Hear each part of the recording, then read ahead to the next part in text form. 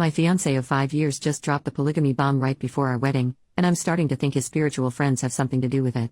This situation is just so strange and uncomfortable, and wherever I turn to support, I always get brushed off with "it's not a big deal" or "well, he just asked," and I lack any real support or validation.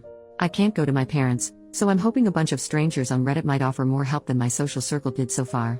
I, 28 female, and my fiancé John, 28 male, have been together for, as the title says, about 5 years. To understand the dilemma, I need to give you some background. We both came from very religious backgrounds, though it affected both of us very differently.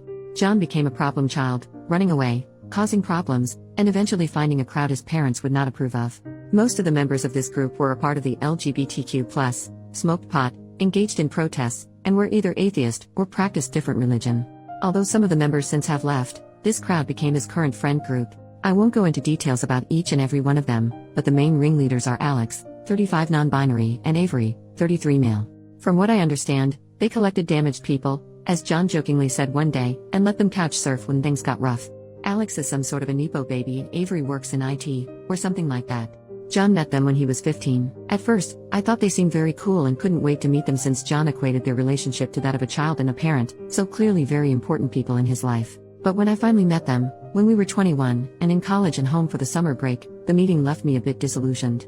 Alex was catty and had snide remarks since I wasn't LGBTQ+ or anything, at most bi-curious, and Avery treated me like a child, but John said they always need to break new people in, so I tried to think positive and did my best to impress them with what I was studying and what my plans for the future are, both regarding me personally and my relationship.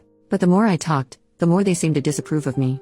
Despite the strange meeting, John seemed ecstatic to see them again, and gushed about how much they liked me, so I kept my mouth shut and just nodded along. Now, to understand a bit deeper on who Alex and Avery are, in the town they live in, they're something like local celebrities. Very spiritual, their home is full of souvenirs they accumulated over all their travels, are also married, but their definition of marriage is very different from the traditional one. Apparently, they went to some tropical state and took some hallucinogens together, and in their state, they proclaimed everlasting love for one another. Quite a wild concept for someone like me, but I learned to be more open-minded since I left for college. That being said, they also said that they can see auras, whatever that is, and apparently love my fiancés. I don't know what they think of mine, but it probably isn't much. Which brings us to the topic I came here with. Last week, after we got home from work, John sat me down and asked me what I think about being in a polygamous relationship. He said he loves me so much, more than is possible, and doesn't know what to do with the rest of it, thinking that it's fair to give it to someone else. I, on the other hand, don't have a limit on how much I can love him, so I said no, and that was that. However, the question has been plaguing my mind ever since. If you knew John just a fraction, you'd know he researches about things long before he actually commits to anything, any lifestyle or relationship changes, whatever. This makes me think that he has already thought about it for a while, and that he also consulted Alex and or Avery about this. I don't want to villainize them, but I know, for a fact, they're not in a monogamous relationship, and they clearly don't like me as the rest of their little group.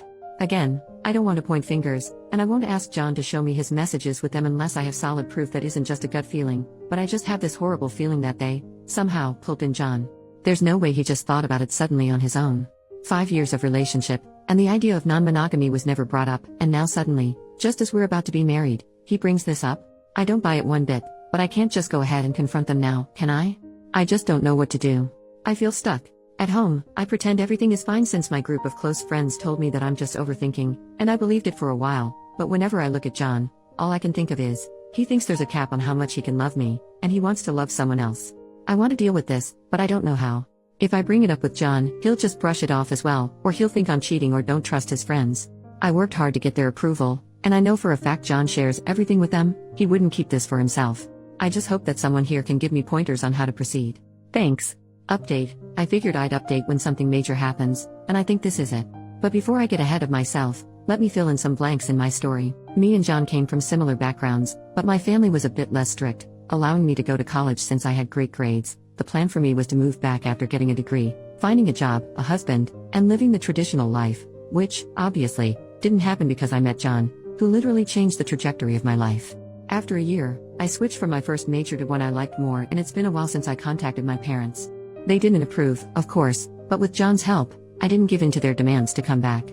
Now they know I'm getting married and are invited, but the last time we spoke was about 2 months ago.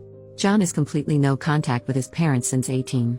I didn't talk about the friend group in more detail at first since I didn't think they were that important, but they do like me. At first, they were obviously a bit unsure since to them, I was a cishet white passing woman, but they warm up to me and I'm proud to call them my friends. The only people who didn't fully accept me are Avery and Alex, and since me and John got together officially, they tend to call me the wife in this strange, almost derogatory manner. It's not an important detail, but it gets on my nerves. Lastly, John is aware that opening up the relationship would lead to me being intimate, physically or emotionally, with other people, but he said it's a great chance for me to explore my bi side, though I haven't expressed the desire to really be with a woman in a committed relationship of that magnitude. Now onto what happened. I shot a message to John 2 days ago that we need to talk. He works from home, I don't, so as soon as I got home, we sat down to have an in-depth conversation about his proposal. I think he knew what it's going to be about and I had the feeling he seemed almost guilty, but I ignored that and basically word vomited everything that's been on my mind. This is embarrassing because I wrote down most of what the comments advised and was prepared to have a mature discussion, but by the end of my easily 15-minute rant, I was in tears and he had to hold me, otherwise I'd crumble completely. The gist of what I said is that I'm hurt that he wants to screw other people and that he doesn't care that I'd screw other people too, that he believes there's a limit to how much he can love me and that I can't see where this all came from, that he just sprung this on me out of nowhere just a few months before we're to be wed. We tried to have a mature discussion, yes, but by the end, he was frustrated. He did apologize for making me feel less than, but said that my outlook on an open relationship is selfish. What it all boiled down to was that he feels he didn't have enough time to find himself before he committed to me, which is bullshit because he didn't show any signs of wanting more than I could offer. We were very happy throughout the 5 years. I really believed I met my soulmate. I realized that, since we were engaged, he seemed to talk more to his friend group, and by extension to Avery and Alex. Again, I don't want to paint them as these cartoonish villains, they're really interesting and all, but now I want nothing more than to scratch those self-absorbed, smug smiles off their faces.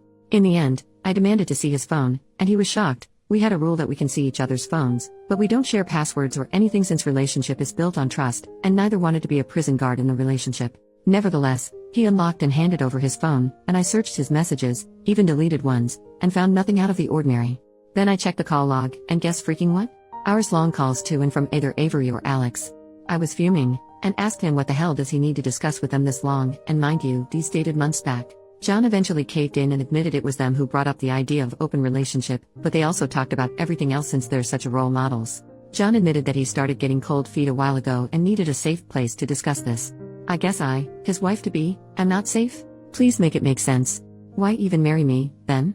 He promised we'd go to a couples counselor and fix all of this, his issues with marriage, the open relationship thing, the whole 9 yards, and that he'd book an emergency session with his therapist. That he loves me and wants nothing but to be with me. It was late, so we went to bed. Despite how messy this all sounds, I was a bit more reassured by this. I genuinely love him, even if my post doesn't reflect that very well. Though many people said to just leave, I want that to be the last resort. I was willing to jump through hoops to make this work. But guess who's the idiot? This morning, I woke up to an empty apartment, and a message on my phone from John, saying that he needs a few days to think this all over and needs space. He didn't say where he was going or when he'd come back. I called and messaged everyone I know, but no one can tell me where John is. I told him that he either comes back home in 24 hours, or this is over. As you can imagine, I'm a wreck. I took the rest of the week off in between crying sessions and staring blankly into the wall. I obsessively checked my messages in hopes of someone telling me where John is. To be honest, if he's willing to put me through this, I'm not sure I want to be with him. How can you do this to someone you love?